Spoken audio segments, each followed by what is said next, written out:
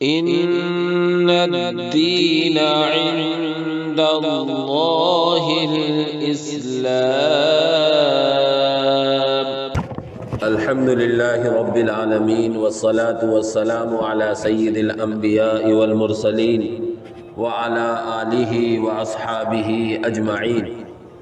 أما بعد فأعوذ بالله من الشيطان الرجيم. بسم الله الرحمن الرحيم. يا أيها الذين آمنوا كتب عليكم الصيام كما كتب على الذين من قبلكم لعلكم تتقون. وقال عليه الصلاة والسلام: الصوم جنة فلا يرفث ولا يجهل، وإن امرؤ قاتله فقال إني صائم او كما قال نبینا صلی اللہ علیہ وسلم. محترم بزرگوں، بھائیوں، اللہ جل جلالہ و عم نوالہ نے اپنا کرم اور فضل فرمایا کہ ہمیں گزشتہ سال کی طرح اس سال بھی رمضان کا برکت والا مہینہ عطا فرمایا. کتنے لوگ ایسے تھے جو پچھلے رمضان میں ہم سب کے ساتھ تھے اور وہ دنیا میں چلتے پھرتے تھے، کھاتے پیتے تھے، لیکن اللہ نے ان کی موت کا فیصلہ کر دیا اور وہ دنیا سے رخصت ہو گئے. اللہ کا فضل اور انعام ہے کہ اللہ نے ہمیں صحیح سلامت یہ رمضان بھی عطا فرمایا، اور اللہ سے دعا بھی کریں اللہ ہمیں یہ برکت والا مہینہ زندگی میں بار بار لائے اور ہمیں میسر فرمائے. آمین. اللہ نے قرآن کریم میں روزے کی فرضیت اور اس کی حکمت اور اس کے فائدوں کی طرف اشارہ کیا ہے. اللہ فرماتا ہے: یا ایھا الذین آمنوا کتب علیکم الصیام. اے ایمان والو، تم پر روزہ فرض کیا گیا ہے. اور اتنا ہی نہیں کہ صرف ہم پر روزہ فرض کیا گیا ہو، اللہ نے ساتھ میں یہ بھی بتلایا کہ یہ روزے کا سلسلہ پہلی امتوں سے چلا آ رہا ہے. کتب علیکم الصیام کما کتب علی الذین من قبلکم، جیسا کہ تم سے پہلی امتوں پر بھی روزہ فرض کیا گیا. معلوم یہ ہوا کہ روزہ صرف امت محمدیہ ہی پر فرض نہیں ہے، بلکہ پہلے سے بھی پہلی امتوں پہ روزہ فرض چلا آیا ہے. ہاں، روزے کی شکلیں مختلف تھیں، روزے کے دن مختلف تھے. چنانچہ حدیث میں ملتا ہے کہ حضرت آدم علی نبینا و علیہ الصلاۃ والسلام سے ہی روزوں کا سلسلہ ہے. حضرت آدم علیہ الصلاۃ والسلام سے غلطی ہوئی، جنت سے زمین پر اتارا گیا، حضرت آدم کو بھی حضرت حوا کو بھی. حضرت آدم کو ہمارے ملک میں سرندیب میں اتارا گیا جو اس وقت شری لنکا کا حصہ ہوتا ہے، اور حضرت حوا کو عرب میں جدہ میں اتارا گیا، اور دونوں نے اپنی غلطی کی معافی مانگی. قرآن نے ذکر کیا ہے: ربنا ظلمنا انفسنا وان لم تغفر لنا وترحمنا لنکونن من الخاسرین. دونوں نے دعا کی ہے اللہ ہم سے تو یہ ہماری جانوں پر ظلم ہو گیا، اے اللہ تو ہمیں معاف کر دے، اگر تو نے ہمیں معاف نہ کیا تو ہم تو بڑے نقصان اور خسارے میں ہو جائیں گے. حضرت آدم بھی بہت روئے اپنی غلطی پر، حضرت حوا بھی بہت روئی، اور پھر اتفاق ہوا کہ حضرت آدم علیہ الصلاۃ والسلام اور حضرت حوا کی ملاقات جبل نور پر، جو میدان عرفات میں جہاں حاجی حج کرنے کے لیے جاتے ہیں، جبل نور پر ہوئی. اور پھر اللہ تعالیٰ نے نسل انسانی کے چلنے کا سلسلہ شروع فرمایا. لکھا ہے کتابوں میں کہ حضرت آدم علیہ السلام جب جنت میں تھے تو ان پر نور تھا، جب جنت سے نکالا گیا تو جنت کی ساری نعمتیں چھین لی گئیں، تو حضرت آدم علیہ السلام سے ان کا نور بھی چھین لیا گیا. حضرت آدم علیہ السلام نے جب توبہ کر لی اور توبہ قبول ہو گئی تو اللہ رب العزت والجلال سے عرض کیا، اللہ میرا تو شکل و صورت بڑی منور تھی، میں تو بڑا نور والا تھا، آخر یہ کیا ہوا؟ تو اللہ رب العزت والجلال نے بتایا کہ تم سے کوتاہی ہوئی، اس کے نتیجے میں جنت کی نعمتیں تم سے چھین لی گئیں۔ پھر اللہ نے یہ بتایا کہ تم ایام بیز کے روزے رکھو۔ ایام بیز 13، 14، 15 چاند کی ہر مہینے کی تاریخوں کو کہتے ہیں۔ ایام بیز کے معنی آتے ہیں روشن دن کے، چونکہ دن میں تو سورج نکلتا ہی ہے، ان تینوں تاریخوں میں چاند بھی پوری رات رہتا ہے، تو جس طرح دن روشن ہوتا ہے اسی طرح رات بھی روشن ہوتی ہے، اس لیے انہیں ایام بیز کہا گیا۔ جب حضرت آدم علیہ السلام نے ایام بیز کے روزے رکھنے شروع کیے تو حضرت آدم علیہ السلام کا نور اور وہ نورانی جسم واپس مل گیا، تو حضرت آدم علیہ السلام نے بھی روزہ رکھا، حضرت نوح علیہ السلام بھی روزہ رکھا کرتے تھے، حضرت عیسیٰ علیہ السلام کی شریعت میں بھی روزہ رکھنے کا حکم تھا۔ حضرت عیسیٰ علیہ السلام کی جب ولادت کا وقت آیا، اللہ نے حضرت عیسیٰ کو بغیر باپ کے پیدا کیا۔ حضرت مریم کنواری تھی، اللہ کے فرشتے حضرت جبریل نے ان کے گریبان میں سے پھونک ماری، ان کو حمل ہوا۔ بعض روایتوں کے مطابق تھوڑی ہی دیر میں ولادت کا بھی وقت ہو گیا، اور بعض روایتوں کے مطابق پورے 9 مہینے حمل رہنے کے بعد پھر بچہ پیدا ہوا۔ جب ان کی ولادت کا وقت آیا تو وہ جنگل میں چلی گئی۔ بڑی شرم آئی کہ میں معاشرے میں کنواری لڑکی ہوں، میرے بچہ پیدا ہو رہا ہے، لوگوں کو میں کیسے سمجھاؤں گی، کیسے ان کی غلط فہمیاں دور کروں گی، کیسے ان کی جو بدگمانیاں ہوں گی وہ دور کی جائیں گی۔ اللہ سے افسوس کے مارے درخواست کی، اے اللہ میں تو اس وقت کے آنے سے پہلے ہی مر جاتی، یا لیتنی کنت نسیا منسیا، میں تو اس سے پہلے ہی بھولی بسری ہو جاتی۔ اللہ رب العزت والجلال نے کہا گھبراؤ مت، گھبراؤ مت، اور یہ کہا جب بچہ پیدا ہو جائے اور بچے کو لے کر جب اپنی قوم اور اپنے گاؤں جانے لگو تو کوئی اگر سوال کرے تو کہہ دینا کہ میں روزے دار ہوں۔ فلن اکلم الیوم انسیا، لہذا میں آج کسی انسان سے بات نہیں کروں گی۔ میں یہ بتانا چاہ رہا ہوں کہ حضرت عیسیٰ علیہ نبینا علیہ السلام کی شریعت میں خاموش رہنے کا روزہ تھا، تو حضرت مریم علیہ السلام نے روزے کی نیت کر لی، اور کسی سے بھی بولنے یہ روزے کے خلاف تھا۔ کوئی بھی کہتا کہ یہ کیا ہوا تو حضرت مریم کہتی فاشارت الیہ، حضرت مریم نے حضرت عیسیٰ کی طرف اشارہ کر دیا، اور پھر حضرت عیسیٰ علیہ السلام نے بچپن میں ہی اب ایک تقریر کی، انی عبداللہ آتانی الکتاب وجعلنی نبیا، کہ میں اللہ کا بندہ ہوں، اللہ مجھے کتاب دے گا، مجھے نبی بنائے گا، مجھے اللہ نے نماز پڑھنے کا، والدہ کے ساتھ حسن سلوک کرنے کا حکم دیا ہے۔ بہرحال میں عرض کر رہا تھا کہ روزے کی تاریخ حضرت آدم علیہ نبینا علیہ السلام سے لے کر ہمارے آپ کے پیارے پیغمبر حضرت محمد رسول اللہ صلی اللہ علیہ وسلم تک سلسلہ ملا ہوا ہے۔ ہر امت میں روزہ فرض کیا گیا تھا۔ مدینہ منورہ تشریف لانے سے پہلے مسلمان جب مکے میں تھے تو عاشوراء یعنی محرم کی 10 تاریخ کا روزہ مسلمانوں پر فرض تھا، چنانچہ آپ علیہ السلام بھی روزہ رکھا کرتے تھے اور آپ کے ساتھ دوسرے صحابہ بھی روزہ رکھا کرتے تھے۔ بخاری شریف کی روایت ہے، جب آپ علیہ السلام نے مکے سے مدینہ ہجرت کی تو یہاں آ کر دیکھا کہ یہودی روزہ رکھتے ہیں۔ یہودیوں سے پوچھا بھائی تم اس دن کا روزہ کیوں رکھتے ہو؟ تو کہنے لگے کہ اللہ رب العزت والجلال نے حضرت موسیٰ علیہ السلام کو فرعون سے اس دن نجات عطا فرمائی تھی، اس لیے ہم اس دن کا روزہ رکھتے ہیں۔ اللہ کے نبی صلی اللہ علیہ وسلم نے کہا کہ موسیٰ کے حقدار ہم زیادہ ہیں، ہم محرم کی 10 تاریخ کا پہلے سے روزہ رکھتے چلے آئے ہیں، لہذا ہم یہ روزہ بھی رکھیں گے اور یہود کی مخالفت کی وجہ سے 9 یا 11 کا بھی روزہ رکھیں گے۔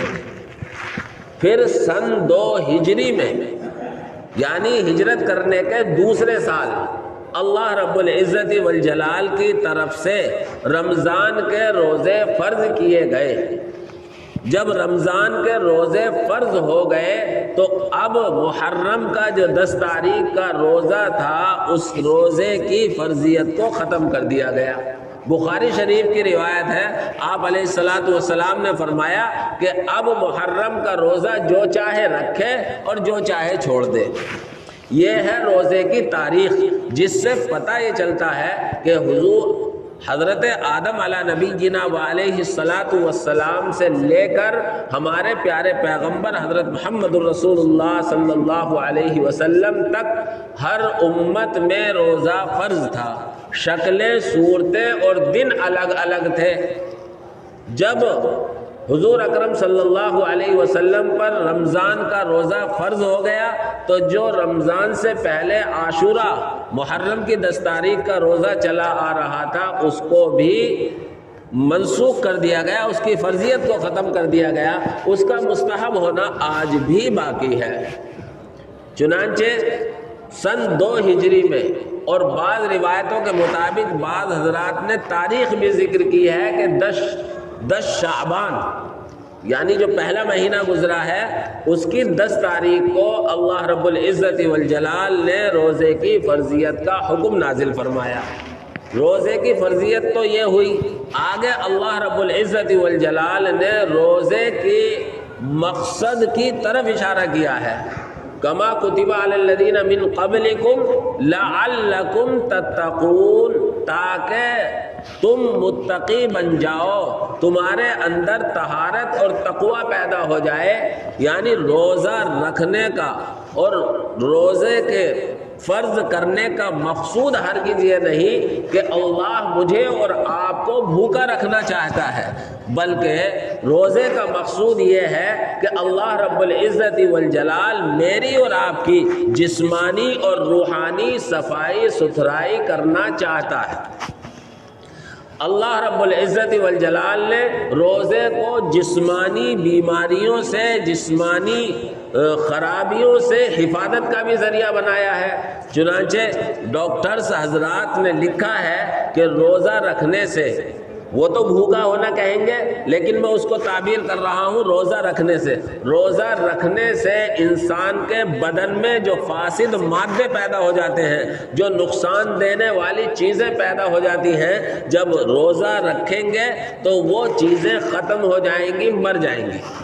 اور روزہ رکھنے کے ذریعے سے اللہ رب العزت نے ہماری روحانی صفائی ستھرائی کا بھی خاص اہتمام کیا ہے اور خاص خیال رکھا ہے۔ چنانچہ روزہ رکھنے کے ذریعے سے ہماری جو روحانی بیماریاں ہیں وہ بھی دور ہوتی ہیں۔ چنانچہ حسد، کینہ، بغض، عداوت اور اس طرح کی جو روحانی بیماریاں ہیں ان سے بھی انسان محفوظ ہوتا ہے۔ آپ تجربہ کریں، جب آدمی روزے دار ہوتا ہے تو روزے کی حالت میں بہت ساری برائیوں سے وہ خود بخود بچنا شروع کر دیتا ہے۔ چنانچہ حدیث پاک میں فرمایا گیا کہ روزہ ڈھال ہے، بخاری شریف کی روایت ہے، اللہ کے نبی فرماتے ہیں کہ روزہ ڈھال ہے۔ ڈھال کا مطلب ہوتا ہے حفاظت کا کوئی ذریعہ، جیسے کوئی گنڈاسا ہوتا ہے یا اسی طرح سے ملتا جلتا ہوتا ہے، ڈھال بھی اس طرح کا ہوتا تھا جو جنگوں میں کام آتا تھا۔ اس میں لمبا ڈنڈا یا لوہے کا ہتھا ہوتا تھا اور آگے اس میں کاٹنے کی چیز ہوتی تھی تاکہ دشمن پر حملہ کیا جائے اور دشمن سے محفوظ رکھا جائے۔ اسی طرح روزہ ڈھال ہے، کائے سے؟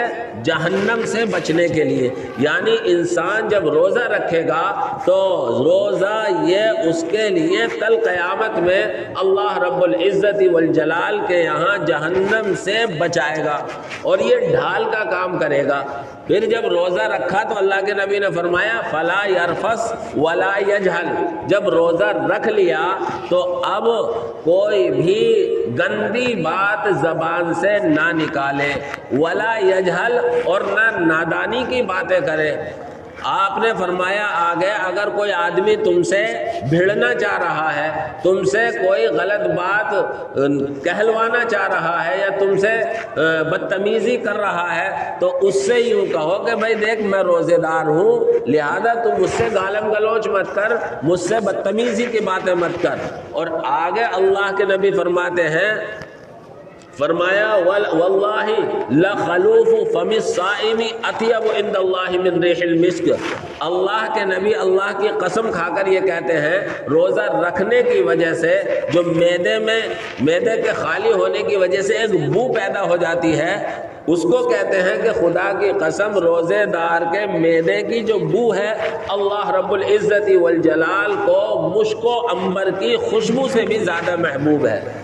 اور اس کی وجہ یہ لکھی ہے، خود نبی پاک صلی اللہ علیہ وسلم نے فرمایا، اللہ کہتا ہے یدعو طعامہ وشرابہ وشہوتہ لأجلی، کہ من اجلی، کہ یہ بندہ روزہ رکھنے کے بعد کھانا میری وجہ سے چھوڑتا ہے، پینا میری وجہ سے چھوڑتا ہے، نفسانی خواہشات کو میری وجہ سے چھوڑتا ہے، لہذا اس کے معدے سے پیدا ہونے والی بو میرے نزدیک مشک و عنبر سے کہیں زیادہ محبوب ہوگی۔ آگے اور فرمایا کہ الصوم لی، روزہ میرے لیے ہے۔ آگے فرمایا وَأَنَا أَجْزِي بِهِ، اور میں ہی اس روزے کا بدلہ دوں گا۔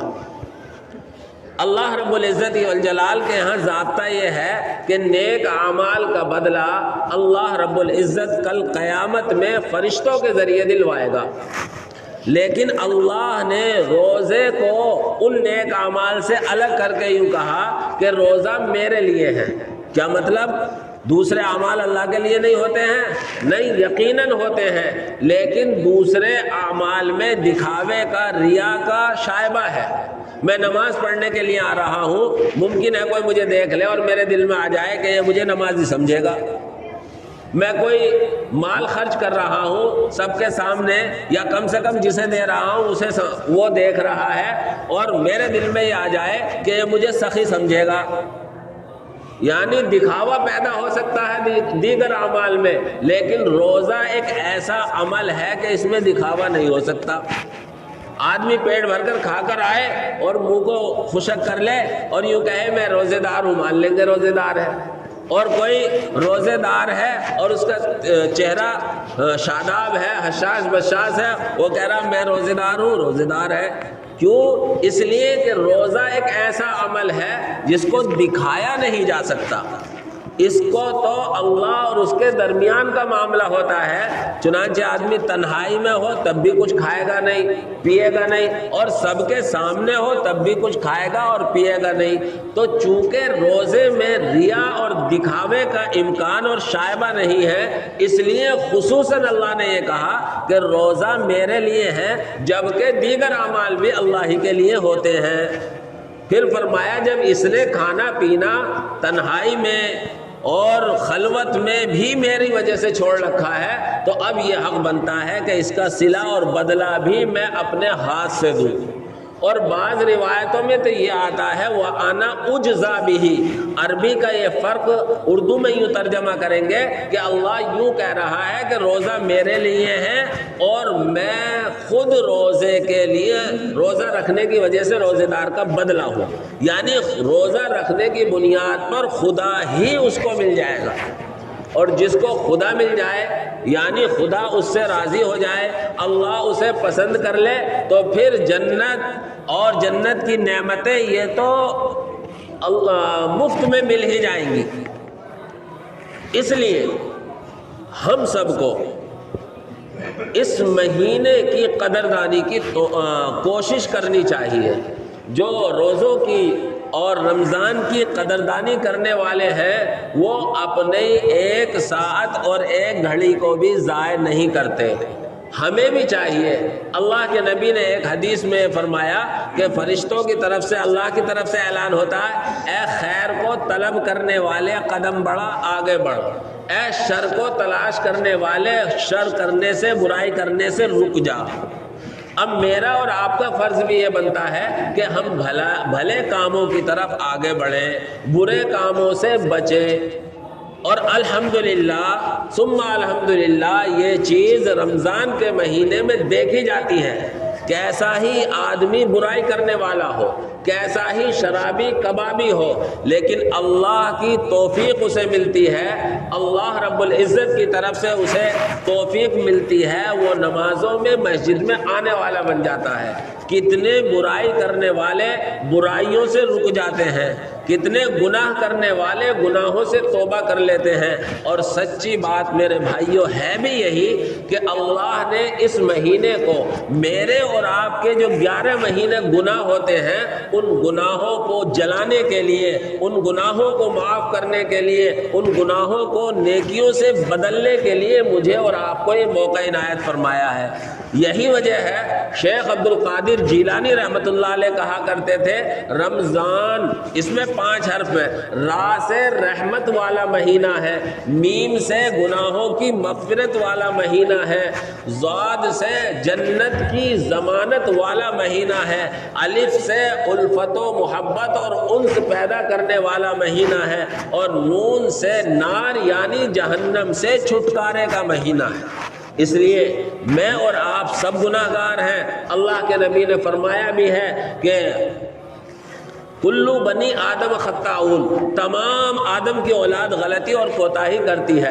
وخیر الخطائین التوابون، بہترین خطا کرنے والے وہ ہیں جو اللہ کے سامنے توبہ کرنے والے ہوں. گناہ ہر ایک سے ہوتا ہے، غلطیاں ہر ایک سے ہوتی ہیں، لیکن بہترین گناہ کرنے والے اور غلطی کرنے والے وہ ہیں جو اللہ کے سامنے اس برکت والے مہینے میں رات میں دن میں برائیوں سے بچ کر نیکیوں کی طرف آ جائیں اور اللہ سے دعائیں مغفرت کریں، اللہ کی رحمت کو طلب کریں. یہ ایسا ہے جیسا کہ برسات کے مہینے میں بارش کبھی بھی آ جاتی ہے بلکہ ہر وقت آتی ہے، اسی طرح اس مہینے میں اللہ کی رحمت، اللہ کی مغفرت اور اللہ کی طرف سے جہنم کا چھٹکارے کا اعلان ہر وقت ہوتا رہتا ہے. اس لیے اس موقع کا فائدہ اٹھانا چاہیے اور رمضان کے اس برکت والے مہینے کو قدردانی کی نگاہوں سے اور قدردانی کرنے کی ہمیں کوشش کرنی چاہیے. اللہ کے نبی صلی اللہ علیہ وسلم نے اس شخص کو بھی محروم قرار دیا ہے ان 3 لوگوں میں جن کو اللہ نے وہ نعمتیں دینے کے بعد بھی محروم ہی رکھا ہے. آپ علیہ الصلوۃ والسلام اس طرح ممبر پر سامنے سے اٹھ کر پہلی سیڑھی پر قدم رکھا، پھر دوسری پر رکھا، پھر تیسری پر رکھا، اور ہر سیڑھی پر آپ نے آمین کہا. صحابہ نے پوچھا اللہ کے نبی اس طرح کا عمل ہم نے آپ سے اس سے پہلے کبھی نہیں دیکھا. آپ نے فرمایا کہ حضرت جبریل آئے تھے، انہوں نے 3 بددعائیں دی تھی. ایک بددعا یہ دی کہ کسی کو بڑھاپے میں اس کے والدین ملیں اور وہ ان بوڑھے والدین کی خدمت کر کے اپنے آپ کو جنت کا مستحق نہ بنائے تو وہ ہلاک و برباد ہو جائے. دوسرے یہ فرمایا حضرت جبریل نے کہ آپ علیہ الصلوۃ والسلام کا یعنی حضور کا نام نامی آئے اور وہ درود نہ بھیجے تو وہ بھی ہلاک و برباد ہو جائے. اور تیسرا فرمایا کہ جس شخص کو زندگی میں رمضان کا برکت والا مہینہ ملا اور اس نے اس رحمت اور مغفرت اور برکت والے مہینے میں اللہ سے رو دھو کر اللہ سے عبادت کر کے اور گناہوں کو چھوڑ کر اپنی مغفرت نہ کرائی، فرمایا یہ تینوں ہلاک و برباد ہو. اندازہ لگائیں حضرت جبریل علیہ الصلوۃ والسلام کتنے بڑے پیغمبر ہیں، 600 پر ہے. ایک حضرت جبریل علیہ السلام کتنے بڑے فرشتے ہیں کہ 600 پر ہے، اگر ایک پر کھول دے تو مشرق و مغرب کا خلا پر ہو جائے. وہ بددعا دے رہے ہیں اور اس بددعا پر اندازہ لگائیں نبیوں کے سردار میرے آپ کے پیارے پیغمبر آمین کہہ رہے ہیں، کتنی سخت بددعا ہو جاتی ہے. اس لیے میرے بھائیوں اور خصوصاً نوجوانوں، جب تک کوئی عذر نہ ہو روزہ نہ چھوڑیں. بہت کر لیے ہم نے غلط کام، بہت کر لیے گناہ. اللہ نے یہ موقع دیا ہے، آج سے رمضان کی پہلی تاریخ ہے، پہلا روزہ ہے. اللہ کی طرف متوجہ ہو جاؤ، اللہ سے توبہ کر لو، اپنے والدین کی بھی بڑھاپے کی عمر میں ان کی خدمت کرو اور رمضان کی بھی قدردانی کرو اور نبی پاک صلی اللہ علیہ وسلم پر درود و سلام پڑھنے کی بھی باقاعدہ تصویر طے کرو. اللہ مجھے بھی آپ حضرات کو بھی ان باتوں پر عمل کی توفیق توفیق عطا فرمائے، اور اللہ رب العزت والجلال ہم سب کو پورے مہینے کی خوب خوب قدردانی کی توفیق عطا فرمائے۔ آمین وآخر دعوانا ان الحمدللہ۔